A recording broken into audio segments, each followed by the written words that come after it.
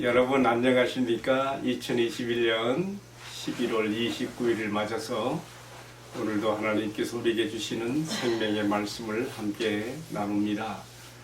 하박국 2장 9절로 20절인데요. 제가 몇 구절만 봉독합니다. 12절 피로 성읍을 건설하며 불의로 성을 건축하는 자에게 화 있을진저 민족들이 불탈 것으로 수고하는 것과 나라들이 헛된 일로 피곤하게 되는 것이 만군의 여호와께로 말미암음이 아니냐.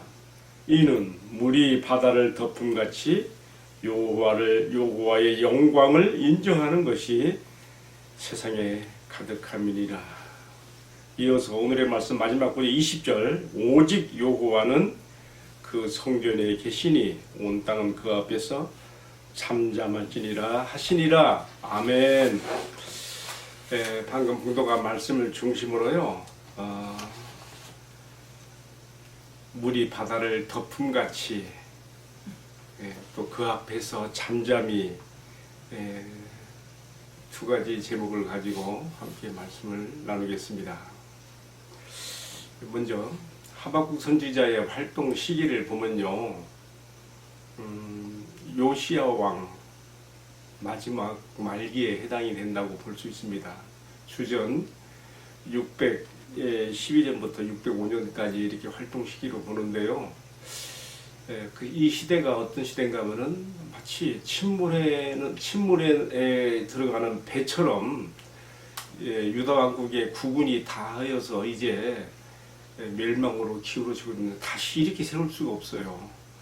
그런 상황에서 우리가 잘 아는 대로 에레미야가 나왔죠. 또 에스겔도 나왔죠. 하박국도 나옵니다. 그러니까 이스라엘이 북이스라엘이나 남왕국 유다나 나라가 위기에 처했을 때에 하나님의 말씀을 대언하는 선지자들이 많이 나오는 거예요. 평안하고 잠잠한 시기에는 제사장들의 시대이지만 사회적으로 격동기를 맞고 위험과 혼란이 또 멸망이 눈앞에 있을 때에는요, 하나님께서 선지자들을 많이 보내서 각성을 시키는 그런 시대를 볼 수가 있는데요. 지금 하박국도 유다의 멸망 한 20여 년부터 이렇게 하나님 말씀을 태어나고 있는 것이죠. 보통 우리는 에레미야만 우리가 많이 알고 있는데 하박국 같은 선지자도 이 시대에 같은 목소리를 냈다는 거 우리 기억할 필요가 있고요. 이 당시에 국제 정세를 보면요, 아주 심각해요. 남방 세력인 애굽과 북방 세력인 바빌론이 충돌하는 시기예요. 바로 이 시대가. 두 나라가 다 그 중간에 완충지대에 끼어있는 유다라는 나라를 자기들의 나라로 합병시키기 위해서 아주 각축전을 벌려요. 근데 유다는요, 그런 것도 모르고 지금 자기들의 운명이 풍전등화처럼 애굽에게 먹히느냐 바빌론에게 먹히느냐 그 양자 사이에서 지금 아주 지금 풍전등화와 같은 위기 상황인데도 백성들은 아주 자기의 어떤 그 이익을 탐하고 그것을 위해서는 못할 짓이 없는 사회가 아주 부패할 때 부패한 그 시대로 막 흘러갔거든요. 유다에 무너져가는 유다 왕국을 마지막으로 한번 여호와 신앙으로 이렇게 세워보려고 했던 요시야 왕마저 죽고 나자, 요시야가 어떻게 죽은가 이런 거 잘 아시죠? 남방왕 유다가 이제 북으로 갈기미스 전투, 유프라데스 강 상류에서 있는 이 전투에 아수르와 연합하여 이 바빌론을 치려고 올라가는 길에 요시야가 그것을 방비하다가 애굽왕에 의해서 죽게 되지요. 자세한 내용은 지금 할 수 없고요. 이게 참 마지막, 어떻게 보면 유다의 마지막 정말 선한 왕이었던 요시야가 죽고 나자 이제 그의 아들 요아스가 대를 잇는데 3개월 만에 애굽에 불무로 잡혀가요. 그리고 그 대신 애굽에서 그때까지는 애굽이 유다 왕국을 이렇게 딱 잡고 있었죠. 대신 여호와김을 꼭두각시 왕으로 세워놓는 것이죠. 또 이제 그 이후에 또 이제 바빌론이 또 침공에 들어와요. 이런 아주 정말 혼란하고 복잡한 시대인데 백성들이 깨어서 하나님 앞에 우리를 살려주소서 기도해야 되는데 하박국이나 예스겔이나 에레미야 같은 선지자들의 그 외침을 무시하고 그 현실적인 그 부와 부요를 쌓기 위하고 자기 안정을 위한 그런 삶에서 못할 짓이 없는 그런 부패한 사회로 갔거든요. 하나님께서 그런 사회와 그 시대를 변할 수밖에 없는 것이죠. 자, 오늘 제가 좀 서론이 좀 길었는데요. 이러한 상황에서 우리가 앞선 장에서는 하박국 선지자의 첫 번째 하나님께 향한 기도와 질문을 받지요. 뭐였습니까? 하나님, 유다 백성들이 이렇게 부패하고 강포하며 이렇게 죄악이 만연된 이 시대가 되고 이 사회가 이렇게 됐는데 어떡합니까? 하나님 어떻게 하실랍니까? 그 질문에 대해서 하나님께서 답변을 주셨지요. 뭐라고 답변 주셨습니까? 내가 표본과 같고 싸나운 이레와 같으며 독수리 같은 무서운 이방 민족을 들여다가 이 백성의 죄를 내가 징치하리라, 심판하게 될 것이다. 자, 그 첫 번째 질문이고 답변이었어요. 이 말에 하박국 선지자가 깜짝 놀랐어요. 하나님, 그 악독한 바빌론 사람들, 갈대아 사람들은 인정사정 볼 것 없이 막 그냥 그 정복 국가들을 이렇게 압제하고 피해를 주는 나라에 어떻게 하나님께서는 유다 백성들이 범죄하였던들 어찌 더 악한 바빌론을 통해서 이렇게 할 수가 있습니까? 이제 이것이 두 번째 질문이죠. 자, 거기에 대해서 하나님께서 뭐라고 답변하셨습니까? 내가 일시적인 심판의 도구로 사용한 바벨론까지도 더 큰 심판으로 그들을 내가 징치할 것인데, 이제 오늘 읽은 말씀 내용이 뭐냐면요, 바로 바벨론이 하나님의 큰 심판을 받을 수 없는 5가지 화에 대해서 이야기하고 있어요. 제가 다 읽진 않았습니다만 한번 요약을 해볼게요. 이렇게 나와 있어요. 지금요, 하박국 선지자의 첫 번째 질문과 하나님의 답변, 또 두 번째 질문과 하나님의 답변 가운데서 바벨론이 지금 하나님 앞에 화를 당하여 심판받을 것을 이렇게 5가지 말해서, 첫 번째로는요, 자신들이 지금 일시로 쓰임받고 있는 심판 도구임을 자각하지 못하고 정복 국가들에게 무차별적으로 그들을 핍박하고 그들의 것을 빼앗아서 자신들의 것으로 삼고, 또 두 번째로는요, 이처럼 부당하게 취한 것들로 자신들에게 높은 성과 성급을 만들어 안전을 도모하고, 세 번째는요, 피로 성읍을 건설하며 불의로 성을 건축한 것이다. 이것들이 그들에게 화로 임할 거예요. 정부국가에서 잡아온 노예들을 시켜서 고역으로 그들로 하여금 바벨론이라고 하는 거대한 성읍과 성을 만들게 한 것이지요. 하나님께서는 여기에 대해서 심판한다고 되고 있습니다. 그리고 네 번째로는 그들에게 임할 화가 뭡니까? 자기들의 그 죄를, 그런 자기들이 정복한 국가들에게 죄를 짓게 만드는 그 술과 또 그로 인한 온갖 추태를, 부끄러운 것들을 드러내게 하는 죄를 짓게 만드는 그에 대해서 하나님께서 화를 명하시고, 마지막으로 하나만 더 말하면 헛된 우상, 자기들을 지금 일시적으로 심판의 도구로 쓰고 있는 하나님을 보지 못하요. 그리고 자기들이 잘나서 되는 것처럼 헛된 신을 만들고 그 신을 숭배하며 의지하는 것에 대해서 하나님께서 심판할 것을 5가지 화로 이렇게 말한 것입니다. 자, 이러한 배경을 가진 오늘의 말씀에서요, 하나님께서 선지자에게 주신 답변 가운데 우리 귀에 참 익숙해 있는 두 구절을 우리가 만나게 돼요. 첫 번째 구절은요, 2장 14절에서 물이 바다를 덮음같이 여호와를 아는, 여호와의 영광을 인정하는 것이 온 세상에 가득하리라.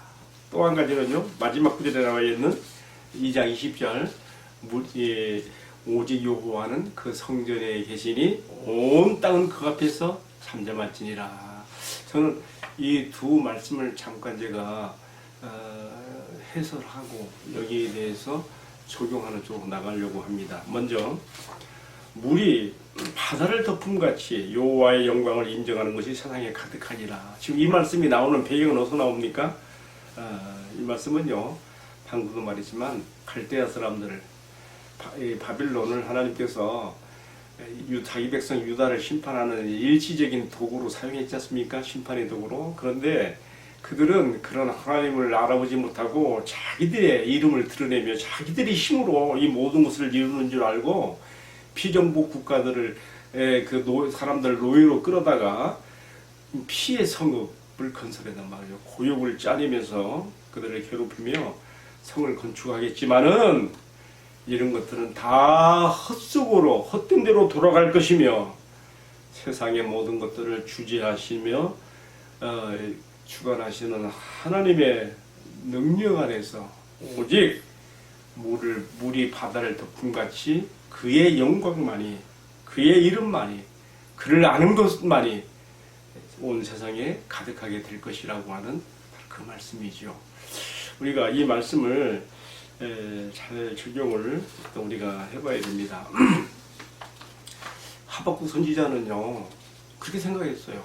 하나님, 유다 백성들이 비록 못돼 먹었지만 그래도 하나님 없는 이방 백성 바빌론이 하나님 백성을 그렇게 징치하고 심판한다면 하나님의 영광이 어떻게 됩니까? 그때 하나님께서 유다 백성들뿐만 아니라 바빌론은 더 큰 심판을 받게 됨으로써 하나님의 공평과 정의가 나타날 것을 말씀하시면서 바로 오늘 같은 방금 우리가 봤던 말씀, 물이 바다를 덮음같이 여호와의 영광을 인정하는 것이 세상에 가득하게 되리라, 이 말씀을 주신 거예요. 우리가 그런 배경을 우리가 이해할 필요가 있고요. 두 번째로는요, 오직 여호와는 그 성전에 계시니 온 천하는 그 앞에서 잠잠하라. 자, 이 말씀도 그 주어진 그 배경, 전후 문맥을 보면요, 하나님께서 지금 다섯 번째 화를 말씀하실 때 뭘 말했는가 하면요, 자신들의 바빌론에게 지금 하나님께서 일시적으로 하나님의 심판의 도구로 사용했는데 자기들을 붙잡고 사용하는 하나님을 알아보지 못하고 스스로 교만하며 헛된 우상을 만들고 섬기며 의지할 것이지만은, 그러나 하나님께서 이것들은 다 무용하게 되는 것들이며 하나님께서 다 멸하실 것이며 오직 여호와는 그 성전에 계시니 온 땅은 그 앞에서 잠잠할지라, 이렇게 말씀하고 있는 것입니다. 자, 이제 오늘 말씀 마무리로요, 이 첫 번째 이 구절과 두 번째 구절, 물이 바다 덮음같이 여호와의 영광을 인정하는 게 세상에 가득하게 될 것이라. 또 두 번째 제가 소개했던 구절, 오직 여호와는 그 성전에 계시니 온 천하는 그 앞에서 잠잠할지니라. 자, 이 두 말씀이요, 지금 하박국 선지자와 동시대에 같이 활동했던요, 에스겔의 그 글에서, 에스겔 47장에서요 이것이 함께 통합되어집니다. 그래서 우리가 에스겔 47장 1절로 12절까지 말씀을 보게 되면요, 거기에 어떤 내용이 나옵니까? 바로 여호와의 성전 문지방에서 흘러나오는 물이 1천척, 2천척, 3천척, 4천척, 처음에는 발목, 그 다음에는 무릎, 그 다음에는 허리, 4천척을 증량하니까 더 이상 건널 수 없는 헤엄쳐지는 큰 강물을 이루고 그것이 흘러서 큰 바다를 이루고 세상에 덮어지는, 그것이 에스겔 41장에 나오는 이야기거든요. 자, 그래서 저는 오늘의 말씀, 하박국 2장에 나온 이 두 구절의 말씀이 에스겔 47장에서 함께 통합되어져서 나타난다, 이렇게 생각을 해보게 되는 것입니다. 자, 어떻게 여호와의 영광을 인정하고 세상에 가득하게 되어집니까? 그것은 오직 여호와는 그 성전에 계시니 온 천하는 그 앞에 잠잠하라. 바로 그 여호와 하나님께서 계시는 그 성전에서부터 나오는 그 물이 온 세상으로 흘러 들어가서 그것이 여호와의 영광을 인정하는, 하나님 아는 지식을 편만하게 드러내는 그러한 결과가 나타나게 될 것을 이렇게 말하는 거 아니겠습니까? 제가 생각하는 것은 바로 이렇게 지금 두 구절을 이렇게 결합을 했습니다. 그런데 우리가 잘 아는 것처럼 이 성전, 사람들로 하여금 여호와를 아는, 여호와의 영광을 인정하는 그 지식을 갖게 하는, 바로 그것이 성전, 여호와 하나님께서 계신 성전에서부터 나왔거든요. 성전 물에서부터 나왔거든요. 우리가 잘 아는 대로 이 물은 무슨 물입니까? 그 물이 닿아지는 곳마다 모든 바다의 생물들이 자라고 강변의 그 모든 나무들이 큰 청청하게 열매를 맺으며 살리는 역사, 생명의 역사를 드러내거든요. 이것은 다시 말하면 우리 주 예수 그리스도로부터 말미암는 생명의 강수, 생명의 복음이 마침내 온 세상을 정복하고 우리 여호와 하나님의 영광을 알게 하는 지식으로 온 세상이 충만하게 될 것을 이렇게 이 말씀을 통해서 주었다고 받아들이게 되는 것입니다. 자, 오늘 그래서 저는 마지막 마무리로요, 복음성가에 나오는 아주 참 좋은 찬송이 있죠. 물이 바다 덮음같이라는 그 찬송, 제가 한번 그것을 한번 제가 읽고 기도를 하겠습니다. 세상 모든 민족이 구원을 얻기까지 쉬지 않으시는 하나님, 주의 심장 가지고 우리 이제 일어나 주 따르게 하소서. 세상 모든 육체가 주의 영광 보도록 우리를 부리시는 하나님, 주의 손과 발되어 세상을 치유하며 주 섬기게 하소서. 물이 바다 덮음같이 여호와의 영광을 인정하는 것이 온 세상 가득하리라. 물이 바다 덮음같이, 물이 바다 덮음같이, 물이 바다 덮음같이 보리라. 그날에 주의 영광 가득한 세상, 우리는 듣게 되리. 온 세상 가득한 승리의 함성, 물이 바다 덮음같이 여호와의 영광을 인정하는 것이 온 세상 가득하리라. 물이 바다 덮음같이, 물이 바다 덮음같이, 물이 바다 덮음같이. 아멘.